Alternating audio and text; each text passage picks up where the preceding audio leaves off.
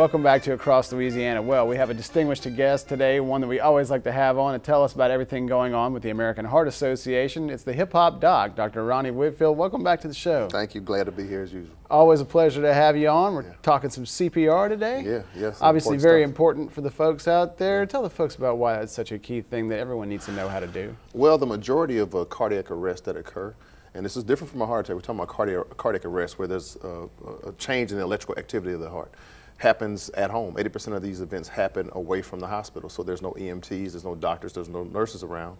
And so if they happen, we need to recognize that this event can happen, but more importantly, learning CPR so you can actually save someone's life. There is a short window of time that we have that if you can administer CPR, you can actually reduce or save someone's life.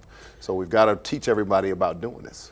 And I think that's a really important thing to mention, because I think maybe most people think that, oh, if anything like that ever happens to me or my family, then I'll just, call 911 and everything will be all right. But that's not always the case, right? Not the case. If we can administer CPR quickly, within 3 to 5 minutes, you're improving the survivability of that patient. And particularly, we're talking about teaching our high school students about this. House Bill 542 is being passed, and hopefully we're going to get that all the way through. It's one of American Heart's main initiatives this year. And we want to teach our high school kids, they're learning CPR in theory, and they're learning about heart disease, but they're not actually getting hands-on the mannequins to learn how to actually administer CPR, and that's the importance of the bill. So this bill, in effect, would make it a requirement, right, for graduation for high school students to learn how to do CPR? Yeah, and I know that probably sounds expensive to you, but let me tell you the cost. Zero cost to Louisiana. American Heart's going to have volunteers, hospitals, American Heart affiliates will be able to provide mannequins and support to help these young people learn how to administer CPR. So this is not only important, but it's life-saving. So for students that are going to be possibly undertaking this as part of their graduation requirement, I mean, what does it entail? Is hands-only CPR, or what do they have to learn to do? Hands-on. They're already, again, learning about heart disease in their classes. The #1 killer of all Americans, heart disease. Cardiac arrest is a part of that, and they're learning the CPR in theory, but they're not touching the mannequins. So now the mannequins will be provided, and if the bill passes, it will be effective the upcoming school year, August of 2014. So I'm excited about it. American Heart is excited about it as well. We want our country to be CPR smart, and there are already about 15 or 16 states, 12 states that have passed this, but in the city of New York, 16 lives have been saved as a result of people learning to be CPR smart. I was amazed when looking at the numbers where you have, over 400,000 of these type of events that just this one little change could make a difference of up to maybe 10% or so more people surviving, right? Right. Well, there's 400,000 cardiac arrests each year, and again, the majority of them occur away from the hospital, but only 10% of the individuals survive because most people don't recognize what happens. If someone falls down on the ground, you tap on the shoulder and they don't respond, you call 911 immediately and you initiate CPR. And this particular form of CPR that we're teaching students doesn't involve the mouth breathing. They're just using the chest compressions. Right. You go in between the breastplates and you compress at a very fast rate until EMS gets there. So while you're doing chest compressions, I'm calling 911 and we wait on EMS to arrive. Well, and I know we've been talking a lot about students, but obviously this is a skill that anyone could benefit from, and so if they're watching this right now and someone's seeing this and saying, hey, I really ought to get on that or learn to do that, where do they need to go to find out more information about that or to acquire this very important skill? If you're in Baton Rouge, that Heart Association local affiliate is the prime place to call, but there's also being taught at like some of the firefighters as well. So there's other ancillary staff and supporters around that can also teach you to do that as well. But again, the primary contact is the American Heart Association here in Baton Rouge. Fantastic. Thanks so much for coming on and talking to us about that today. Good luck with getting that bill passed, and we hope to see a big difference in the future with that. Definitely. Thank you. Well, we recently took a trip to Livingston Parish to check out a very special event. It's the Blessing of the Bikes. Take a look, everyone. Let us pray. Lord, holy protector and source of all of our blessings, we call down your power of blessings upon this, our motorcycles. This machine, part of our ever-unfolding creation. May it carry us on our journey of life. Bless it with your protection and the shield for all of those who ride it from harm and injury. May those who drive it be ever mindful of its power for good and its power for harm. Well, we're having our annual Blessing of the Bikes here in Livingston Parish, and you know, it's a fantastic event. It's organized by the Iron Warriors, a group made up of police and firemen all across East Baton Rouge Parish, Livingston Parish. Iron Warriors is a group of people that ride together, they fellowship together, they pray together, and they've always made special attempts to raise money for dreams come true and special items or special situations that happen during the year where people need to have help or support financially.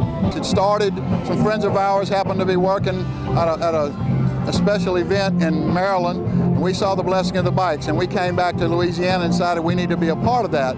So we created it. Like I say, this is our 11th year. It's grown from a little bitty thing that we do to now we're on an average of any given time that we'll raise today probably $30,000, $40,000. The money stays local. Right now it takes on anywhere between $3,500 to $5,000 for an average dream for these terminally ill children. And it's our wish, and we're very blessed to have our children healthy, our grandchildren are healthy, so it's very passionate to me. I got started with Dreams Come True because my niece was a recipient of a dream for Dreams Come True. I can remember in 1983, because I was going to church with the guy that started Dreams Come True, and the very first prize that they ever were able to give was a pizza. And they had a fire truck, and it just absolutely was fantastic. Now they're averaging somewhere around 60 dreams come true a year, somewhere around $5,000 per dream, and it's put on by this group, and you know, it's just an awesome event. Weather could not be better out here in Livingston Parish today, and we just are so thrilled to be a part of this and to have everybody be out here with us today. It's the start of the new riding season, so we want to make sure that all denominationals, that any bikes, so we're not discriminating against any motorcycle, so we want them all to come, bless their motorcycles, that they have a free and safe riding period that we're doing. In Louisiana, we're very lucky. We have a longer riding period than most people, so we try to make people aware, but the Blessing of the Bikes is designed to get everybody for the kickoff of the motorcycle riding season. If you look around, look at all the people that are around here, look at the bikes, look at the people that come in. This is not only an East Baton Rouge, Livingston Parish thing. This is something that is from around the world, around the country. Bikes have been flown in from Sweden. I've seen them in here from Switzerland, from Germany. We have so many friends and friends that we make as we work together, and it means so much. It's just so important. We're doing an auction. With the auction and the items that were donated, a lot of the businesses donated, some of our corporate sponsors being Goodwood Hardware, Lancaster House, a lot of the other local vendors that are donating stuff. We have free admission. We have 4 bands. These bands donate their time. The Convention and Visitors Bureau, through Eric Edwards, Eric does a fantastic job with them every year, and they're a big part of this and sponsoring this event. You'll see the different booths of people setting up for drinks and food and all this sort of stuff and different vendors. But Eric kind of ramrods this, and he's got a lot of experience with it. He's actually involved in the Tickfall 200, all these other events that I mentioned, the Spring Fest, all these events. Eric's somewhere around when all that's going on, and there's a reason for that. And the reason is Eric does a fantastic job.